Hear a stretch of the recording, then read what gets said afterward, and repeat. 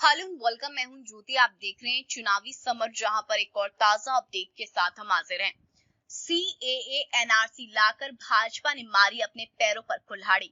देश में सीएए और एनआरसी कानून बनाने के कारण भाजपा को हुआ बड़ा नुकसान। जी हां, 2019 में केंद्र में भाजपा की पूर्ण बहुमत की सरकार आने के बाद मोदी सरकार ने देश में सीएए और एनआरसी लागू कर अपने पैरों पर कुल्हाड़ी मार ली है। दरअसल इन कानूनों के बनने के बाद भाजपा को भारी नुकसान उठाना पड़ा है।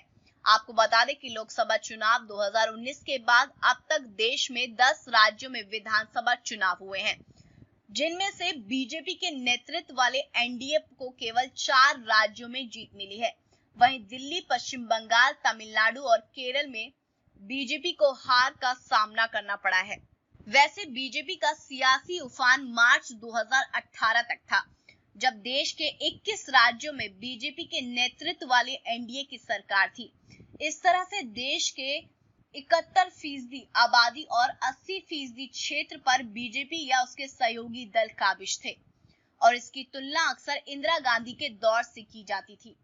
पर 2019 में मोदी सरकार की जीत ने उनमें अहंकार भर दिया और इसका परिणाम ये हुआ कि ये संख्या घटकर 18 हो गई।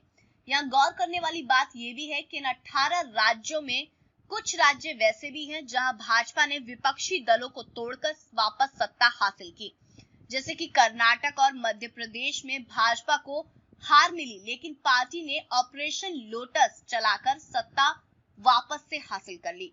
वहीं साल 2020 की शुरुआत ही दिल्ली के विधानसभा चुनाव के साथ हुई। नागरिकता संशोधन एक्ट के खिलाफ जारी आंदोलन के साए में हुए दिल्ली के चुनाव में बीजेपी ने एड़ी चोटी का जोर लगाया, लेकिन इसके बाद भी भाजपा अरविंद केजरीवाल को मात ना दे सकी और दिल्ली में आम आदमी पार्टी ने 2/3 बहुमत के साथ सरकार बनाने में कामयाब रही। यानी कि जनता के रुझानों से ये साफ नजर आ रहा है कि उनका भरोसा अब धीरे धीरे भाजपा से घटता हुआ नजर आ रहा है। वहीं भाजपा के खिलाफ बह रही इस हवा के लिए कहीं ना कहीं सीएए और एनआरसी जैसे कानूनों का भी बहुत बड़ा योगदान है। दरअसल इन कानूनों के खिलाफ भारत के सड़कों पर महाप्रदर्शन देखा गया था। वहीं कई राज्यों में तो इन कानूनों के खिलाफ काफी ज्यादा हिंसा भी हुई थी। हालांकि सरकार अपनी जिद पर अड़ी है और सीएए और एनआरसी जैसे कानूनों को वापस नहीं लिया, लेकिन भाजपा जनता के आक्रोश को समाप्त ना कर सकी।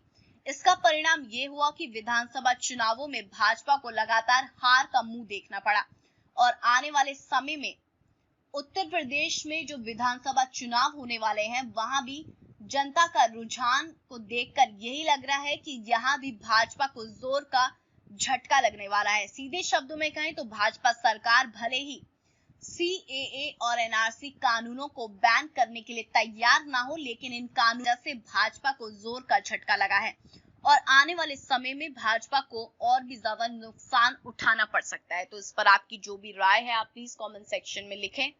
Thank you so much. Keep watching today's for more news.